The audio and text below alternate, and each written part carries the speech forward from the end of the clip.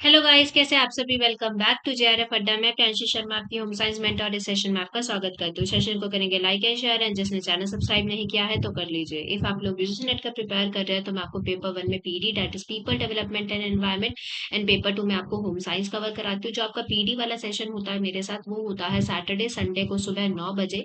And जो आपका मेरे साथ होता है होम साइंस का सेशन, वो होता है आपका मंडे टू फ्राइडे शाम में 7:30 बजे। एंड जो दूसरा सेशन होता है वो होता है मंडे टू फ्राइडे रात में 9 बजे। तो आप रेगुलर बेसिस पे थ्रू आउट द वीक मेरे साथ कनेक्ट कर सकते हैं।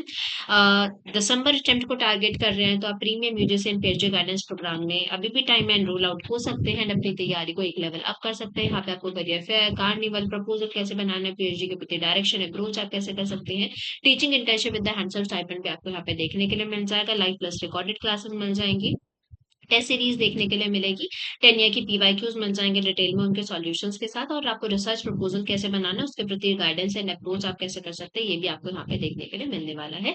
इतने सारे आपको सब्जेक्ट यहाँ पे ऑफर किए जाते हैं। पर्टिकुलरली मैं यहाँ पे आपको होम साइंस कवर कराती हूँ, एंड आपके ये रहेंगे सपोर्ट के नंबर जहाँ पे आप हम लोगों से कनेक्ट हो सकते हैं, आप हम लोगों से जुड़ सकते हैं और अपनी क्वेरी को आप रिजॉल्व कर सकते हैं। बैचेस में कैसे एनरोल होना है, कैसे क्या करना है, आप यहाँ पे कॉल करके सपोर्ट के नंबर पे आप पूछ सकते हैं।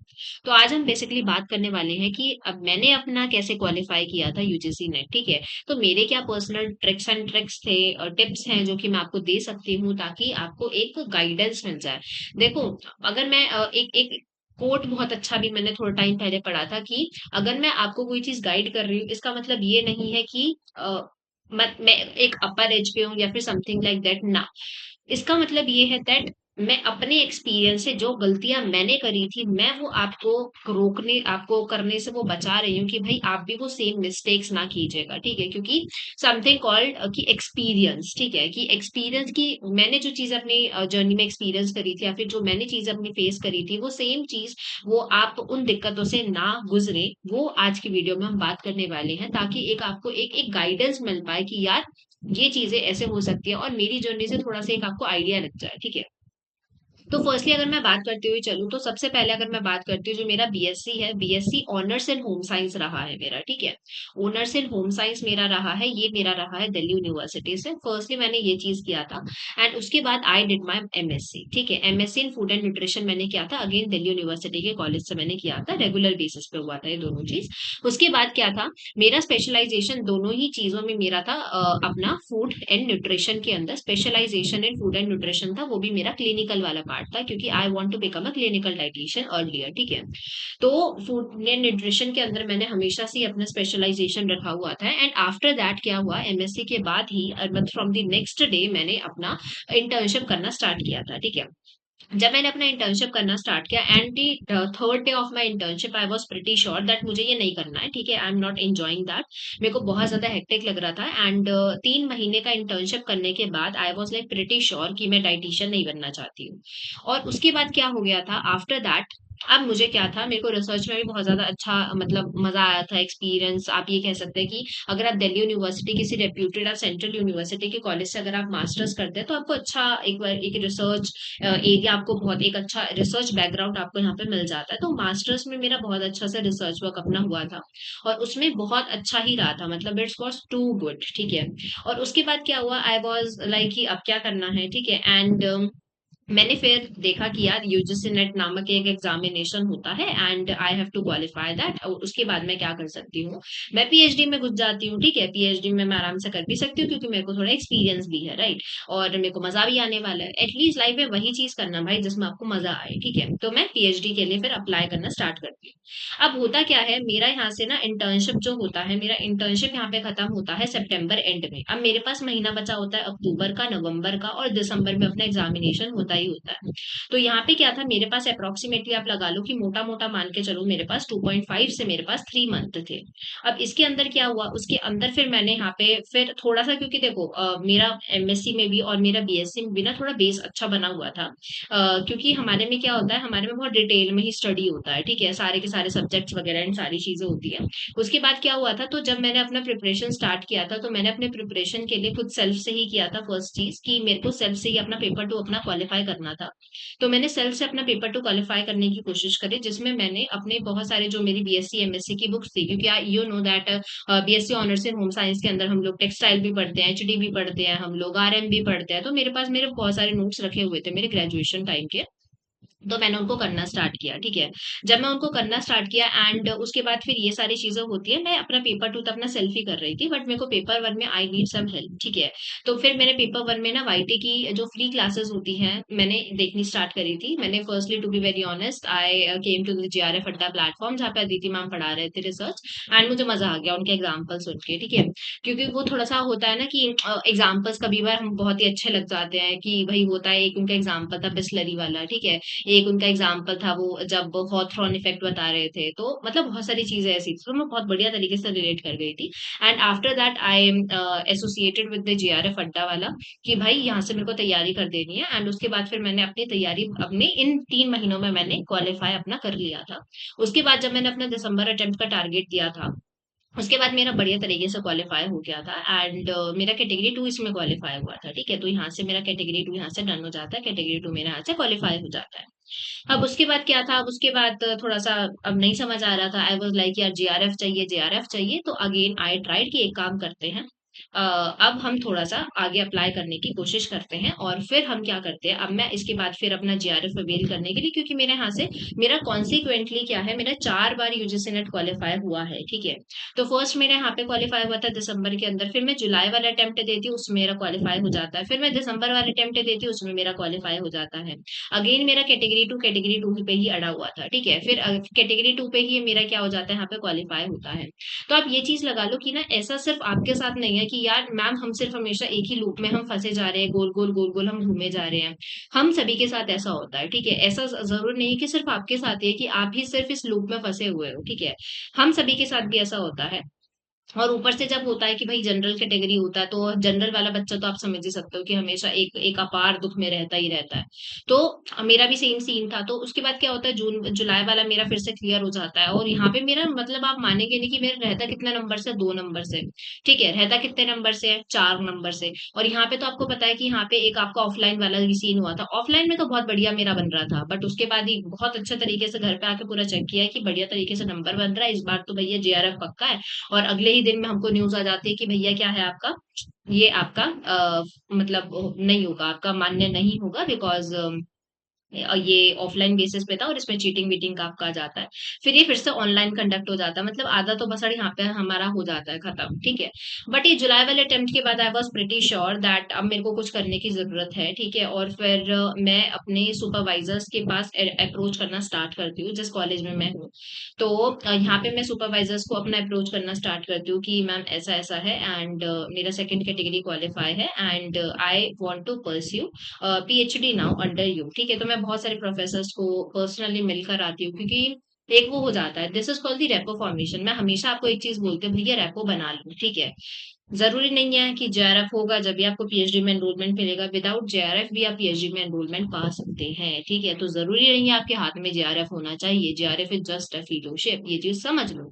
तो कैटेगरी टू के बेसिस पे भी आप आराम से कर सकते हैं, बट आप में वो स्पार्क दिखना चाहिए that you will be able to do PhD, ठीक है। आप कर पाएंगे, ऐसा नहीं होगा आप बीच में छोड़ देंगे सुपरवाइजर को, ठीक है। तो ये चीज भी आप समझते हुए चलिए, बिकॉज आपका जो सुपरवाइजर होता है उनका भी एक होता है ना, यू ऑल्सो नो दैट आपका असिस्टेंट है, असिस्टेंट प्रोफेसर है, फिर आपका प्रोफेसर, फिर एसोसिएट प्रोफेसर। जब इनकी भी इंक्रीमेंट होती है तो इट ऑल्सो डिपेंड कि उन्होंने कितने बच्चों को पीएचडी करवाया है। अगर आप भी बीच में पीएचडी छोड़ के चले जाएंगे तो उनका तो वो चीज हो जाएगा ना, time waste you can say. तो कोई भी आपका प्रोफेसर ऐसा नहीं चाहेगा कि वो एक ऐसे बच्चों को ले ले जो कि पीएचडी बीच में छोड़ जाए, ठीक है। सो ऐसे करते हुए आप चलिए। उसके बाद क्या होता है, फिर मैं जुलाई में ही बात बात करना स्टार्ट करती हूँ कि भाई ऐसा है, मेरे को करना है पीएचडी। उसके बाद क्या होता है, फिर आपके फॉर्म्स वगैरह निकलते हैं दिसंबर में, मैं फिर फॉर्म भरती हूँ, एंड फिर मेरा अपना जान वाला, आपको पता है दिसंबर वाली साइकिल में भी आपका एग्जामिनेशन था। बट उससे पहले मैं अपना बात बात करके अपना ऑलरेडी अपना पीएचडी का फॉर्म मैं भर चुकी होती हूँ। एंड उसके बाद क्या होता है, अब मेरा एडमिशन एक्चुअली में होता है, आपको पता है जो आपका यूजीसी नेट का आपका दिसंबर वाला था एग्जाम था, वो आपका जान में जाकर होता है। तो मेरे साथ ऐसा हुआ था कि जब मैं अपना जान में एग्जाम लेकर आती हूँ और यहाँ पे मेरा होता है पीएचडी, उसमें सिर्फ 2 दिन का गैप होता है। मैं अपना पीएचडी का इंटरव्यू की तैयारी कर रही होती हूँ, कि वही पहली बार इंटरव्यू देना था, पीएचडी का इंटरव्यू देना था, ये बहुत सारी चीजें होती है, उससे पहले प्रपोजल बनाना था अपना, ठीक है। तो उसमें मेरा बहुत सारा टाइम चला जाता है। उसके बाद क्या होता है, मैं अभी तक मेरे को याद है, इट वाज लाइक 7 तारीख को था मेरा शायद से। और मैं अपना पता नहीं ऐसे ही कुछ अपना फर्स्ट वीक में ही था, तो मैं अपना इंटरव्यू देकर आती हूँ। उसके ही आपका थोड़े दिन बाद ही, मतलब आप ये लगा लो 2 से 3 दिन बाद मेरा यूजीसी नेट का एग्जामिनेशन था। मैं यूजीसी नेट का एग्जामिनेशन फिर अपना देकर आती हूँ, और कुछ टाइम बाद फिर पता लगता है that I enrol in that, मेरा नंबर आ गया है, मेरा इंटरव्यू भी क्वालिफाई हो गया है, मैंने फर्स्ट सीढ़ी पार कर ली है। उसके बाद क्या चीज हो जाती है, मैं आराम से मस्त अपना क्या हो जाती है, पीएचडी में अपना एनरोलमेंट हो जाता है, ठीक है। फिर हमारे लेटर वगैरह आता है। जब लेटर वगैरह आता है उसके बाद आपका फाइनल कंफर्मेशन हो जाता है, मतलब जब वो लिस्ट में आप अपना नाम देखते हैं, तो इट्स ऑल गॉन, ठीक है। आप अगर आपका बचपन से एक सपना है, देखो, एक ना, एक जिद होनी चाहिए दैट मेरे को अपने नाम के आगे ना डीआर चाहिए, डॉक्टर चाहिए। देखो मैं तो स्टार्टिंग से यही थी, मेरे लिए डीआर लगना बहुत इंपॉर्टेंट है मेरे नाम के आगे। तो अगर आप भी ऐसे ही बच्चे हो जिनको अपने नाम के आगे डीआर चाहिए स्पेसिफिकली, ठीक है। मेरे को हमेशा ये से था कि ये डॉक्टर प्रियांशी शर्मा सुनने में कितना अच्छा लगेगा, ठीक है। सो समथिंग लाइक दैट, अगर आप भी इसी जील के साथ हैं तो इस जील को ले लो और कर लो काम, ठीक है। तो अभी भी आपके आगे आने वाले हैं, दिल्ली यूनिवर्सिटी के भी आपका ऑलरेडी नोटिफिकेशन आउट हो चुका है। अभी आपकी एक फिक्स डेट आ जाएगी, दिल्ली यूनिवर्सिटी का भर देना। ये मत सोचना यार कैटेगरी 2 है वे सिर्फ नहीं हो पाएगा, नहीं हो पाएगा। कॉलेज में जाके एटलीस्ट अप्रोच करना स्टार्ट करो, मेल्स लिखना स्टार्ट करो। मेल्स लिखोगे तो बहुत सारे आपको जो प्रोफेसर होते हैं वो आपको रिप्लाई बैक करते हैं, सभी करते हैं भाई। आप अप्लाई तो करके देखो, एक बार ट्राई तो करो। होता है चीजें, अगर if they see that knowledge, that zeal in you, तो दे विल टेक यू, ठीक है।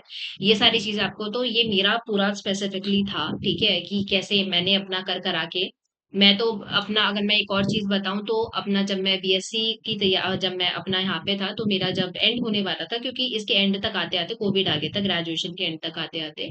तो यहाँ पे मेरे पास स्पेसिफिकली ना थोड़ा सा टाइम था। तो जब मैं अपने ना बीएससी के लास्ट ईयर में थी, तो उस टाइम तक आपका कोविड आ गया था। तो उसमें मैंने फिर ना एसएससी सीजीएल की तैयारी करना स्टार्ट कर दिया था, ठीक है। क्योंकि हर किसी के घर में एक कॉमन चीज होती है कि भाई एक काम करो, सरकारी नौकरी की तैयारी कर लो, सरकारी सरकारी होती है। मेरे घर में एक वर्ड, एक टैग लाइन बड़ी फेमस है, सरकारी सरकारी ही होती है भाई।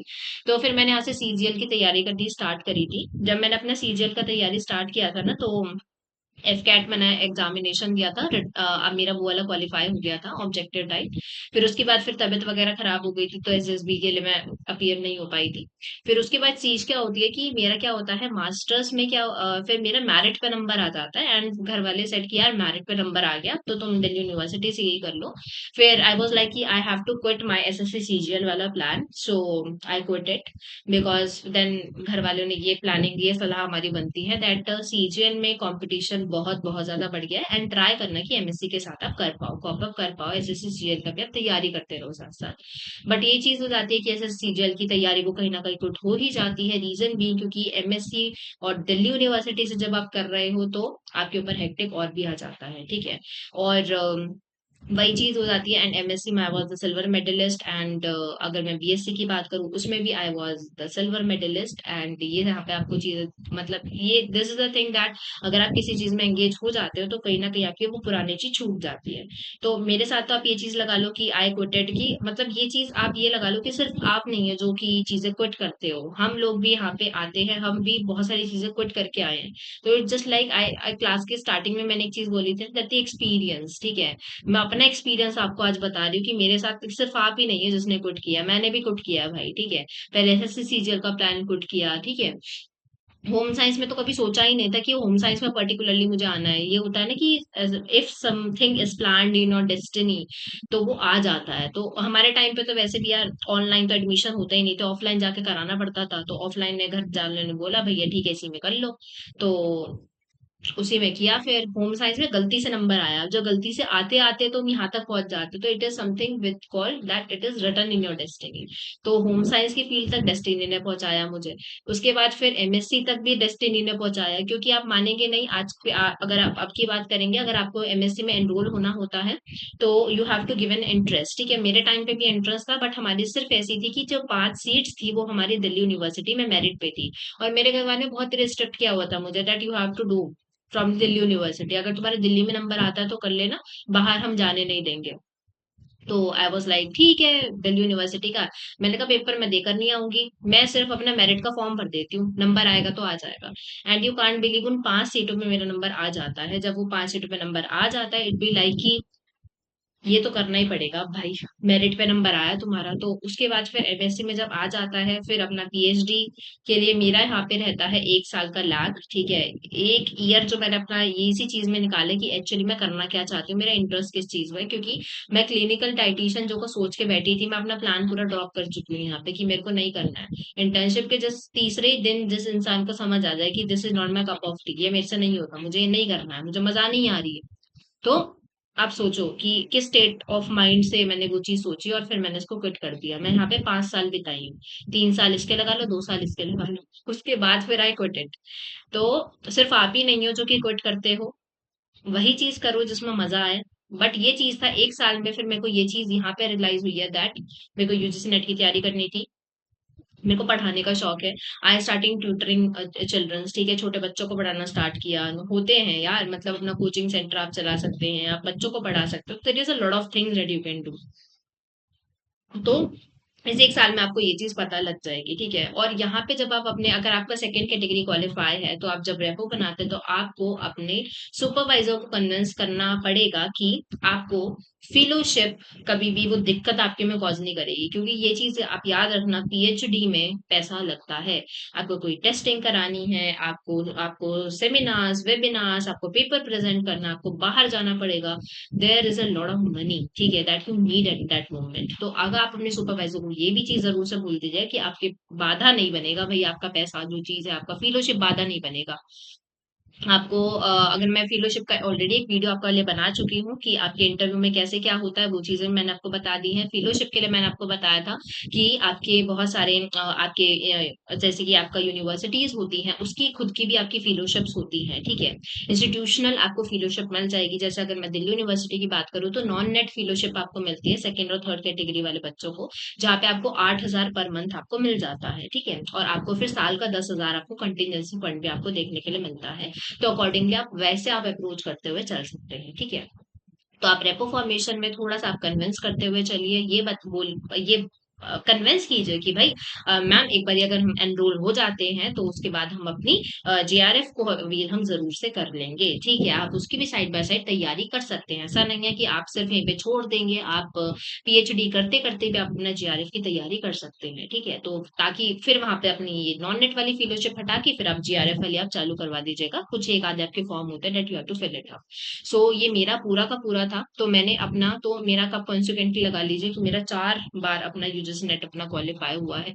तो ये चीज नहीं समझिएगा कि आप सिर्फ कैटेगरी 2 के बेसिस पे एनरोल नहीं कर सकते। You can enrol in category 2 का बेसिस पे भी आप कर सकते हैं आराम से एनरोल, बट आपको थोड़ा सा जील दिखाना पड़ेगा। सिमिलरली जेआरएफ बच्चे, जिस बच्चे को जेआरएफ, उनको भी जील दिखाना पड़ेगा। अगर वो नहीं कर पाते हैं, नहीं बता पाते हैं, सुपरवाइजर को कन्विंस नहीं कर पाते that they are interested in the PhD, they are interested in the research work, तो कोई भी नहीं लेगा, ठीक है। तो ये चीज आपको यहाँ पे देखने के लिए मिल जाएगी। सो आई होप दैट आपको थोड़ा सा आइडिया एक लग गया होगा दैट आप कैसे चीजों को अप्रोच आउट करते हुए चल सकते हैं। एंड उसके बाद यही होता है फिर, जब आपका हो जाता है एंड देन फिर हमारा फैब में एडमिशन हो गया। और जब मेरा फैब में एडमिशन हो गया, उसके बाद से फिर एक कोर्स वर्क फिर हमारा पहले साल का रहता है। तो कोर्स वर्क के लिए क्या क्या होता है उसके अंदर, उसके लिए मैंने आपके लिए एक सेपरेट वीडियो बना रखी है। तो वो वाली वीडियो जरूर से देख लेना कि कोर्स वर्क में क्या क्या होता है। बाय ब्रांच मैम अगर आप डालेंगे ना तो आ जाएगा वो वीडियो, तो you can also check it out कि कोर्स वर्क में क्या होता है। 1 साल का आपका कोर्स वर्क होता है, और जब जाके आपका फाइनल पीएचडी में एडमिशन आपका माना जाता है। तो जो आपका 1 साल कोर्स वर्क में होता है, तो ये आपका टेम्परेरी बेसिस पे आपका पीएचडी में एडमिशन होता है। हमें तो फर्स्ट डे ही बोल दिया गया था, जब तक आपका कोर्स वर्क कंप्लीट हो जाएगा, जब आप अपना फर्स्ट ईयर सेमिनार दे देंगे, उसके बाद आपका परमानेंट होता है कि हाँ भैया अब आपका पीएचडी में फाइनल वाला चीज है, ठीक है, परमानेंट वाला चीज।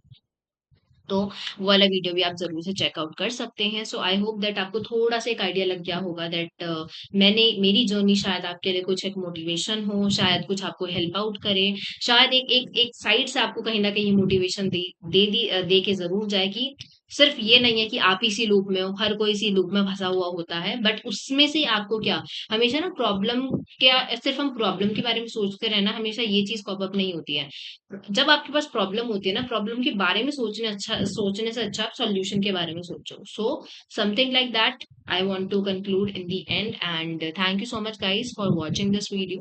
एंड ऑफलाइन क्लासेस भी आपकी चल रही हैं, अगर जयपुर या नियर बाय एरिया में रहते हो तो आप ऑफलाइन क्लासेस के लिए जरूर से अवेल कर सकते हैं। पेपर 2 का भी आपका आगाज हो चुका है, जहाँ पे आपको 7:30 बजे होम साइंस में कवर कराती हूँ, 9 बजे होम साइंस में कवर कराती हूँ, मंडे टू फ्राइडे, तो आप जरूर से मेरे साथ जुड़ सकते हैं। सैटरडे संडे को सुबह 9 बजे मैं आपको पीडी कवर कराती हूँ, मेरे साथ जुड़ सकते हैं। जेआरएफ अड्डा एप्लीकेशन डाउनलोड कर लीजिए, चैनल को सब्सक्राइब कर लीजिए। यहाँ पे आपको आपको फ्री टेस्ट है, पीडीएफ है, आपको मॉक टेस्ट है, काउंसलिंग सेशन भी आपको देखने के लिए मिल जाएंगे। और ये आपके क्या रहेंगे, डिफरेंट प्लेटफॉर्म्स रहेंगे जहाँ पे आप जरूर से कनेक्ट हमारे साथ कर सकते हैं। मेरे साथ पर्सनल इंस्टा पे जुड़ना चाहते हैं तो प्रियांशी अंडरस्कोर जीआरएफ अड्डा अगर आप डालेंगे तो मेरे पास आप इंस्टा पे कनेक्ट हो सकते हैं। So thank you so much guys, bye bye, take care. किसी का कोई भी डाउट हो तो प्लीज कमेंट सेक्शन में जरूर से पोस्ट कर दीजिएगा, उसके लिए मैं फिर सेपरेट से आपके लिए वीडियो जरूर से बना दूंगी। Thank you so much guys, bye bye, take care. Session को प्लीज लाइक एंड शेयर जरूर से कर दीजिएगा। Bye, take care, good night.